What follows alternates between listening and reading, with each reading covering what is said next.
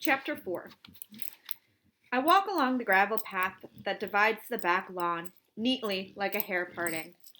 It has rained during the night, the grass to either side is damp, the air humid.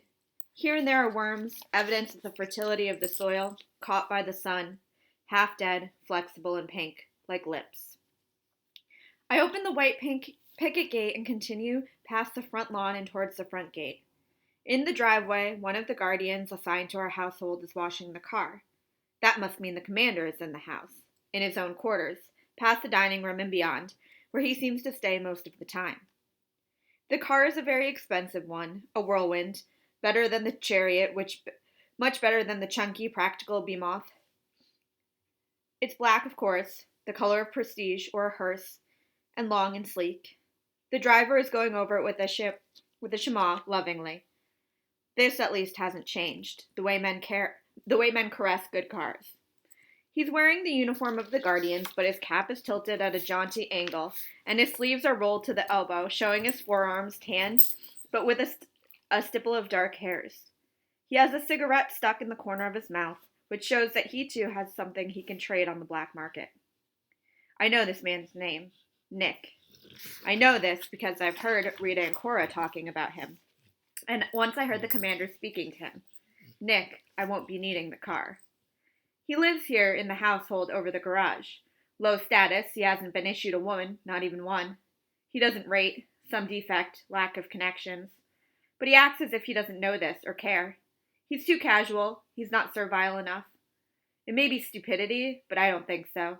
Smells fishy, they used to say, or I smell a rat. Misfit as odor. Despite myself, I think of how he might smell.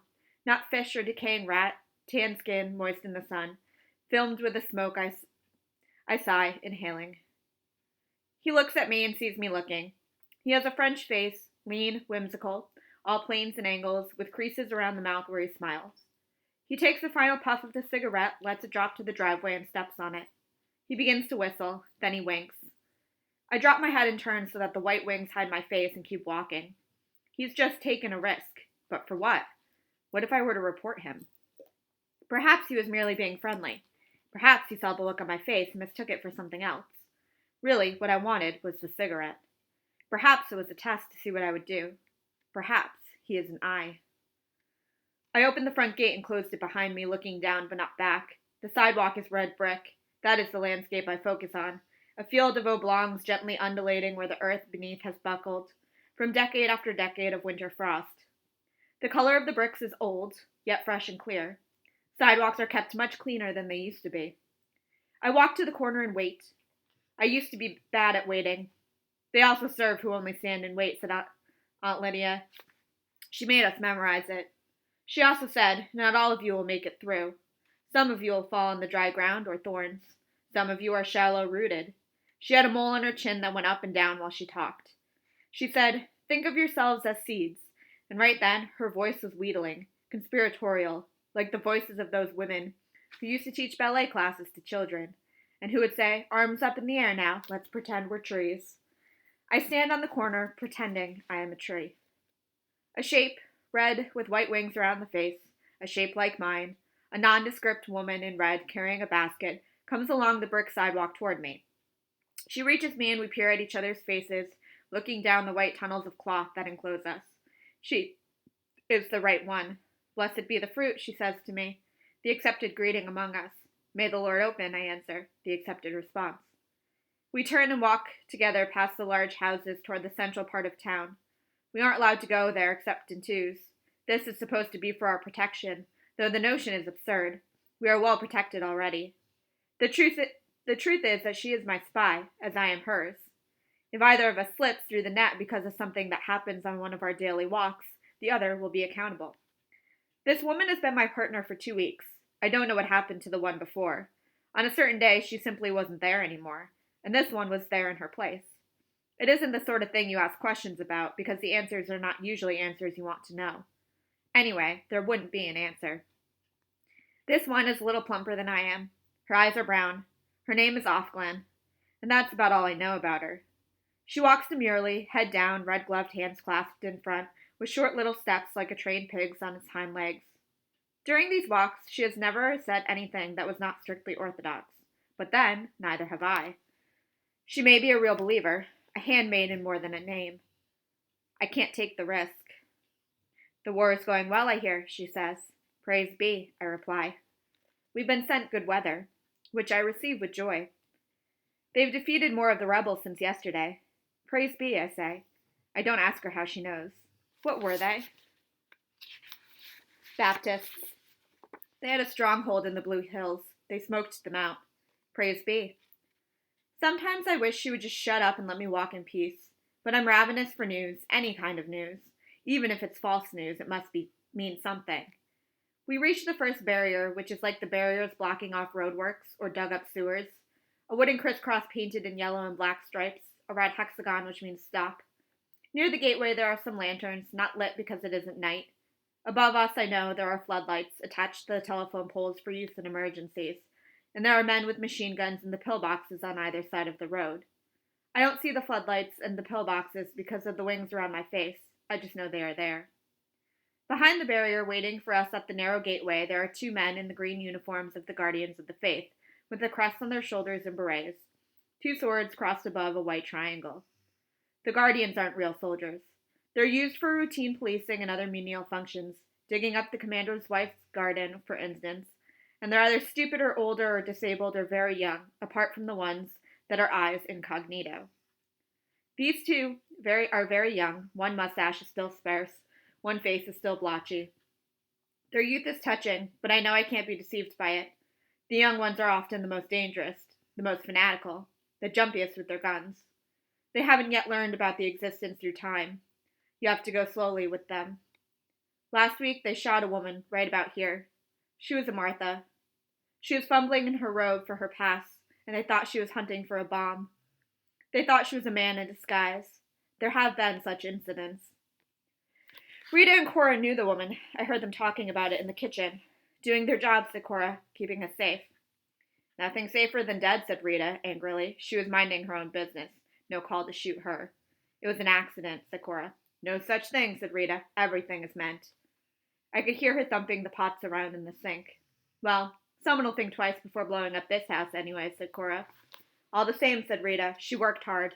That was a bad death. I can think of worse, said Cora. At least it was quick. You can say that, said Rita. I choose to have some time before, to set things right. The two young guardians salute us, raising 3 fingers to the rims of their berets. Such tokens are accorded to us. They are supposed to show respect because of the nature of our service. We produce our passes from the zippered pockets in our wide sleeves, and they are inspected and stamped. One man goes into the right-hand pillbox to punch our numbers into the CompuCheck. In returning my pass, the one with the peach-colored mustache bends his head to try to get a look at my face. I raise my head a little to help him, and he sees my eyes and I see his, and he blushes. His face is long and mournful like a sheep's, but with large full eyes of a dog, spaniel, not terrier. His skin is pale and looks unwholesomely tender, like the skin under a scab. Nevertheless, I think of placing my hand on it, this exposed face. He is the one who turns away. It's an event, a small defiance of rule, so small as to be undetectable, but such moments are the rewards I hold out for myself, like the candy I hoarded as a child at the back of a drawer. Such moments are possibilities, tiny peoples. What if I were to come at night when he's on duty alone? Though he would never be allowed such solitude, and permit him beyond my white wings. What if I were to peel off my red shroud and show him myself, to them by the uncertain light of lanterns? This is what they must think about sometimes, as they stand endlessly beside the barrier, past which nobody ever comes except the commanders of the faithful, in their long black murmurous cars, or their blue wives and white-veiled daughters on their dutiful way to salvaging or pravaganzas, or their dumpy green Marthas, or the occasional birthmobile, or their red handmaids on foot, or sometimes a black-painted van, with the winged eye and the white on the side. The windows of the vans are dark-tinted, and the men in the front seat wear dark glasses, a double obscurity. The vans are surely more silent than the other cars. When they pass, we avert our eyes. If there are sounds coming from inside, we try not to hear them. Nobody's heart is perfect. When the black vans reach a checkpoint, they're waved through without a pause. The guardians would not want to take the risk of looking inside, searching, doubting their authority, whatever they think. If they do think, you can't tell by looking at them. But more likely, they don't think in terms of clothing discarded on the lawn. If they think of a kiss, they must then think immediately of the floodlights going on, the rifle shots. They think instead of their duty and of promotion to the angels, and of being allowed possibly to marry, and then, if they are able to gain enough power and live to be old enough, of being allotted a handmaid of their own. The one with the mustache opens the small pedestrian gate for us and stands back, well out of our way, and we pass through. As we walk away, I know they're watching, these two men who aren't permitted to touch women. They touch with their eyes instead, and I move my hips a little, feeling the full red skirt sway around me. It's like thumbing your nose from behind a fence or teasing a dog with a bone held out of reach. And I'm ashamed of myself for doing it, because none of this is the fault of these men. They're too young. Then I find I'm not ashamed after all. I enjoy the power. Power of a dog bone, passive but there. I hope they get hard at the sight of us and have to rub themselves against the painted barriers surreptitiously. They will suffer later at night in their regimented beds. They have no outlets now except themselves, and that's a sacrilege. There are no more magazines, no more films, no more substitutes. Only me and my shadow, walking away from the two men, who stand at attention stiffly by a roadblock, watching our retreating shapes. Chapter 5. Doubled, I walk the street. Though we are no longer in the commander's compound, there are large houses here also. In front of one of them, a guardian is mowing the lawn. The lawns are tidy, the facades are gracious, in good repair. They're like the beautiful pictures they used to print in the magazines about homes and gardens and interior decoration. There is the same absence of people, the same air of being asleep. The street is almost like a museum or a street in a model town constructed to show the way people used to live. As in those pictures, those museums, those model towns, there are no children. This is the heart of Gilead, where the war cannot intrude except on television. Where the edges are, we aren't sure. They vary according to the attacks and counterattacks, but this is the center where nothing moves. The Republic of Gilead, said Aunt Lydia, knows no bounds. Gilead is within you. Doctors lived here once, lawyers, university professors. There are no lawyers anymore, and the university is closed. Luke and I used to walk together, sometimes along these streets. We used to talk about buying a house like one of these, an old big house, fixing it up. We would have a garden, swings for the children. We would have children. Although we knew it wasn't too likely we could ever afford it. It was something to talk about, a game for Sundays. Such freedom now seems almost weightless. We turn the corner onto a main street where there's more traffic. Cars go by, black, most of them, some gray and brown. There are other women with baskets, some in red, some in the dull green of the Marthas, some in the striped dresses, red and blue and green, and cheap and skimpy, that mark the women of the poorer men. Econowives, they're called. These women are not divided into functions. They have to do everything if they can. Sometimes there is a woman all in black, a widow. There used to be more of them, but they seem to be diminishing. You don't see the commander's wives on the sidewalks, only in cars. The sidewalks here are cement. Like a child, I avoid stepping on the cracks. I am remembering my feet on these sidewalks in the time before, and what I used to wear on them. Sometimes it was shoes for running with cushioned soles and breathing holes, and stars of fluorescent fabric that reflected the light in the darkness. Though I never ran at night, and in the daytime only beside well-frequented roads. Women were not protected then. I remember the rules that were never spelled out, but that every woman knew. Don't open your door to a stranger, even if he says he is the police. Make him slide his ID under the door. Don't stop on the road to help a motorist pretending to be in trouble. Keep the locks on and keep going. If anyone whistles, don't turn to look. Don't go into a laundromat by yourself at night. I think about the laundromats. What I wore to them, shorts, jeans, jogging pants. What I put into them, my own clothes, my own soap, my own money. Money I had earned myself. I think about having such control. Now, we walk along the same streets in red pairs, and no man shouts obscenities at us, speaks to us, touches us. No one whistles. There is more than one kind of freedom, said Aunt Lydia. Freedom to and freedom from. In the days of anarchy, it was freedom to.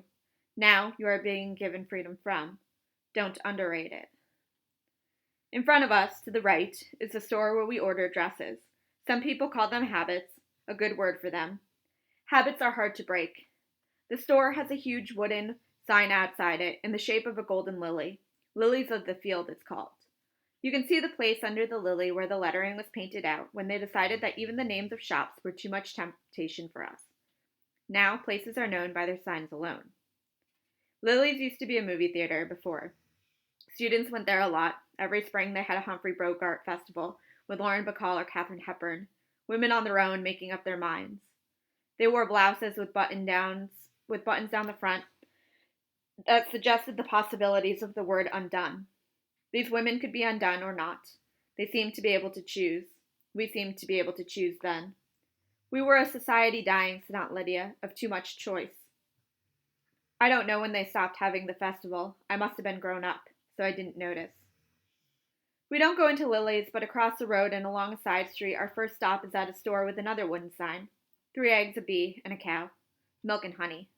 There's a line, and we wait our turn 2 by 2. I see they have oranges today. Ever since Central America was lost to the Libertios, oranges have been hard to get. Sometimes they are there, sometimes not. The war interferes with the oranges from California, and even Florida isn't dependable when there are roadblocks or when the train tracks have been blown up. I look at the oranges longing for one, but I haven't brought any coupons for oranges. I'll go back and tell Rita about them, I think. She'll be pleased. It will be something, a small achievement, to have made oranges happen. Those who've reached the counter hand their tokens across it to the 2 men in guardian uniforms who stand on the other side. Nobody talks much, though. There is a rustling and the women's heads move furtively from side to side. Here, shopping is where you might see someone you know, someone you've known in the time before, or at the Red Center. Just to catch the sight of a face like that is encouragement. If I could see Moira, just see her, I know she still exists. It's hard to imagine now, having a friend. But Offglen beside me isn't looking. Maybe she doesn't know anyone anymore. Maybe they have all vanished, the women she knew. Or maybe she doesn't want to be seen. She stands in silence, head down. As we wait in our double line, the door opens and 2 more women come in, both in red dresses and white wings with the handmaids.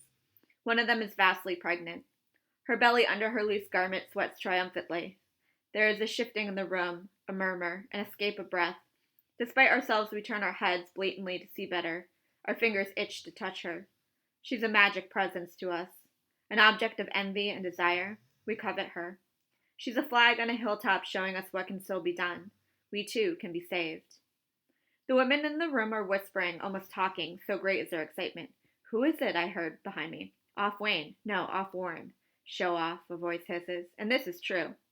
A woman that pregnant doesn't have to go out and doesn't have to go shopping. The daily walks is no longer prescribed to keep her abdominal muscles in working order. She needs only the floor exercises, the breathing drill. She could stay at her house. And it's dangerous for her to be out. There must be a guardian standing outside the door waiting for her. Now that she's the carrier of life, she's closer to death and needs special security. Jealousy could get her. It's happened before. All children are wanted now, but not by everyone. But the walk may be a whim of hers, and they humor whims when something has gone this far and there's been no miscarriage. Or perhaps she's one of those. Pile it on, I could take it. A martyr. I catch a glimpse of her face as she raises it to look around. The voice behind me was right. She's come here to display herself. She's glowing, rosy. She's enjoying every minute of this. Quiet, says one of the guardians behind the counter, and we hush like schoolgirls. Offglen and I have reached the counter. We hand over our tokens, and one guardian enters the numbers of them into the compubite, while the other gives us our purchase, the milk, the eggs. We put them in baskets and go out again, past the pregnant woman and her partner, who beside her looks spindly, shrunken, as we all do. The pregnant woman's belly is like a huge fruit, humongous, word of my childhood. Her hands rest on it as if to defend it, or as if they're gathering something from it, warmth and strength. As I pass, she looks at me into my eyes, and I know who she is. She was at the Red Center with me, one of Aunt Lydia's pets. I never liked her. Her name, in the time before, was Janine. Janine looks at me, then, and around the corners of her mouth there is a trace of a smirk. She glances down to where my own belly lies flat under my red robe, and the wings cover her face. I can see only a little of her forehead and the pinkish tip of her nose. Next, we go into All Flesh, which is marked by a large wooden pork chop hanging from 2 chains. There isn't so much of a line here. Meat is expensive, and even the commanders don't have it every day. Offline gets steak, though, and that's the second time this week. I'll tell you that to the Marthas. It's the kind of thing they enjoy hearing about. They are very interested in how other households are run. Such bits of petty gossip give them an opportunity for pride or discontent. I take the chicken wrapped in butcher's paper and trussed with string. Not many things are plastic anymore. I remember those endless white plastic shopping bags from the supermarket. I hated to waste them, and would stuff them in under the sink until the day would come when there would be too many, and I would open the cupboard door and they would bulge out, sliding over the floor. Luke used to complain about it. Periodically, he would take all the bags and throw them out. She could get one of those over her head, he'd say. You know how kids like to play. She never would, I'd say. She's too old. Or too smart, or too lucky. But I would feel a chill of fear, and then guilt for having been so careless. It was true, I took too much for granted. I trusted fate back then. I'll keep them in a higher cupboard, I'd say. Don't keep them at all, he'd say. We never use them for anything. Garbage bags, I'd say. He'd say, not here and now, not where people are looking. I turn, see my silhouette in the plate glass window. We have come outside. Then we are on the street. A group of people is coming towards us. They're tourists from Japan, it looks like. A trade delegation, perhaps, on a tour of the historic landmarks or out for local color. They're diminutive and neatly turned out. Each has his or her camera, his or her smile. They look around, bright-eyed, cocking their heads to one side like robins. Their very cheerfulness aggressive, and I can't help staring. It's been a long time since I've seen skirts that short on women. The skirts reach below the knee and the legs come out from beneath them, nearly naked in their thin stockings. Blatant, the high-heeled shoes with their straps attached to the feet like delicate instruments of torture. The women teeter on their spiked feet as if on stilts but off balance. Their backs arch at the waist, thrusting the buttocks out. Their heads are uncovered and their hair too exposed in all its darkness and sexuality. They wear lipstick, red, outlining the damp cavities of their mouths like scrawls on a washroom wall of the time before. I stop walking. Offglen stops beside me, and I know that she too cannot take her eyes off these women. We are fascinated, but also repelled. They seem undressed. It has taken so little time to change our minds about things like this. Then I think, I used to dress like that. That was freedom. Westernized, they used to call it. The Japanese tourists come towards us twittering, and we turn our heads away. Too late, our faces have been seen. There's an interpreter in the standard blue suit and red patterned tie, with the winged eye tie pin. He's the one who steps forward out of the group in front of us, blocking our way. The tourist bunch is behind him. One of them raises a camera. Excuse me, he says, to both of us politely. They're asking if they can take your picture. I look down at the sidewalk, shake my head for no. What they must see is the white wings only, a scrap of my face, my chin, and part of my mouth, not the eyes. I know better than to look at the interpreter in the face. Most of the interpreter are eyes, or so it's said. I also know better than to say yes. Modesty is invisibility, said Aunt Lydia. Never forget. To be seen is to be, her voice trembled, penetrated. What you must be, girls, is impenetrable. She called us girls. Beside me, Offglen is also silent. She tucked her red-gloved hands up into her sleeves to hide them. The interpreter turns back to the group, chatters at them in staccato. I know what he'll be saying. I know the line. He'll be telling them that the women here have different customs, that to stare at them through the lens of a camera is, for them, an experience of violation. I'm looking down at the sidewalk, mesmerized by the women's feet. One of them is wearing open-toed sandals, the toenails painted pink. I remember the smell of nail polish, the way it wrinkled if you put the second coat on too soon, the satiny brushing of sheer pantyhose against the skin, the way the toes felt pushed toward the opening in the shoe by the whole weight of the body. The woman with painted toes shift from one foot to the other. I can feel her shoes on my own feet. The smell of nail polish has made me hungry. Excuse me, says the interpreter, again, to catch our attention. I nod to show him I've heard.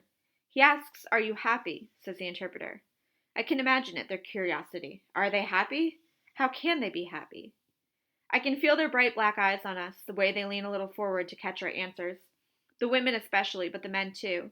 We are secret, forbidden, we excite them. Offglen says nothing, there is silence. But sometimes it's as dangerous not to speak. Yes, we are very happy, I murmur. I have to say something. What else can I say? Chapter 6. A block past all flesh, Offglen pauses as if hesitant about which way to go. We have a choice. We could go straight back, or we could walk the long way around. We already know which way we will take, because we always take it. I'd like to pass by the church, says Offglin, as if piously. All right, I say, though I know as well as she does what she's really after. We walk, sedately. The sun is out, in the sky there are white fluffy clouds, the kind that look like headless sheep. Given our wings, our blinkers, it's hard to look up, hard to get the full view of the sky, of anything. But we can do it a little at a time. A quick move of the head up and down to the side and back. We have learned to see the world in gasps. To the right, if you could walk along the river, there's a street that would take you down towards the river. There's a boathouse where they kept the sculls once, and some bridges, trees, green banks where you could sit and watch the water and the young men with their naked arms, their oars lifting into the sunlight as if they played at winning. On the way to the river, there are old dormitories, used for something else now, with their fairy tale turrets, painted white and gold and blue. When we think of the past, it's the beautiful things we pick out. We want to believe it was all like that. The football stadium is that way too, where they hold the men's salvagings, as well as the football games. They still have those. I don't go to the river anymore, or over bridges, or on the subway, although there's a station right there. We're not allowed on. There are guardians now. There's no official reason for us to go down those steps, ride on the trains under the river into the main city. Why would we want to go from here to there? We would be up to no good, and they would know it. The church is a small one of the first erected here hundreds of years ago. It isn't used anymore except as a museum. Inside it you can see paintings of women in long somber dresses, their hair covered by white caps, and of upright men darkly clothed and unsmiling, our ancestors. Admission is free. We don't go in though, but stand on the path looking at the churchyard. The old gravestones are still there, weathered, eroding, with their skulls and crossbones, memento mori, their doe-faced angels, their winged hourglasses to remind us of the passing of mortal time, and from a later century, their urns and willow trees for mourning. They haven't fiddled with the gravestones or the church either. It's only the more recent history that offends them. Offglen's head is bowed as if she's praying. She does this every time. Maybe, I think, there's someone in particular, gone. For her, too, a man and a child. But I can't entirely believe it, because I think of her as a woman for whom every act is done for show, is acting rather than a real act. She does such things to look good, I think.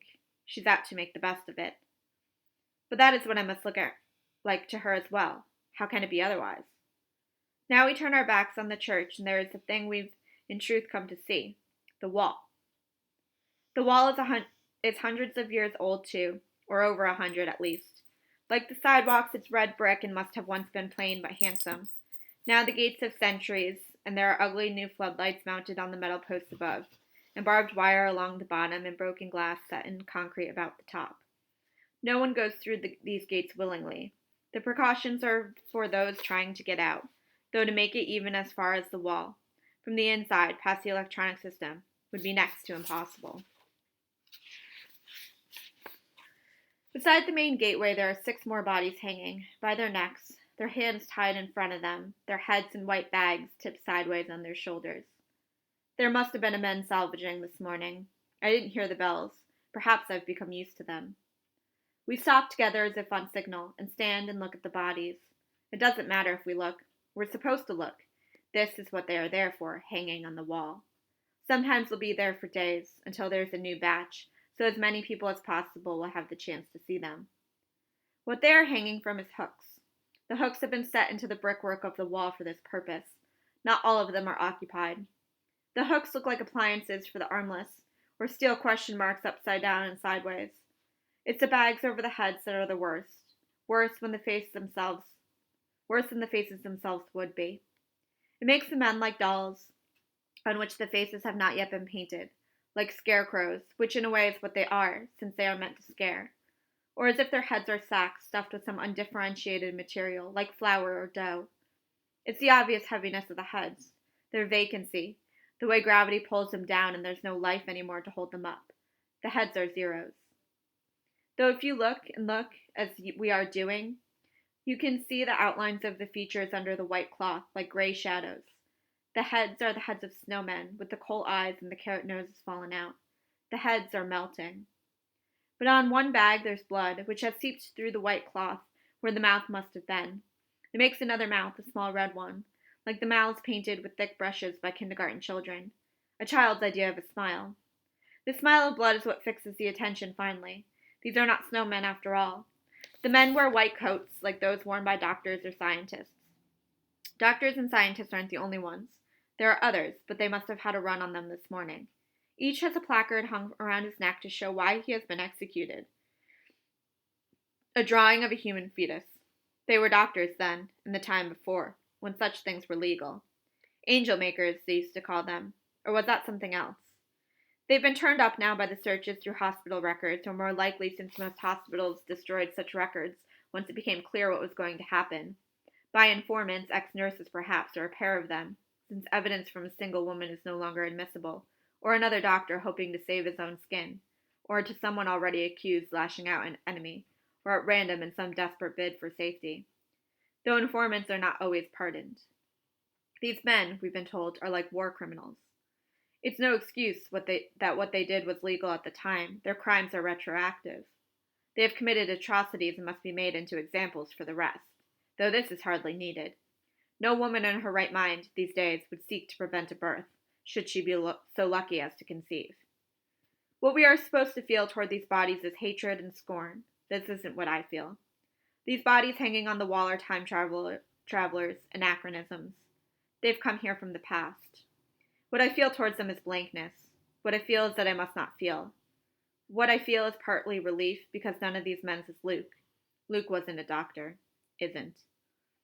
I look at the one red smile. The red of the smile is the same as the red of the tulips in Serena Joy's garden, towards the base of the flowers where they are beginning to heal. The red is the same, but there is no connection. The tulips are not tulips of blood. The red smiles are not flowers. Neither thing makes a comment on the other.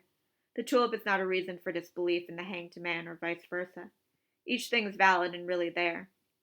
It is through a field of such valid objects that I must pick my way every day, and in every way. I put a lot of effort into making such distinctions. I need to make them. I need to be very clear in my own mind. I feel a tremor in the woman beside me. Is she crying? In what way could it make her look good? I can't afford to know. My own hands are clenched, I know, tight around the handle of my basket. I won't give anything away. Ordinary, said Aunt Lydia, is what you are used to. This may not seem ordinary to you now, but after a time it will. It will become ordinary.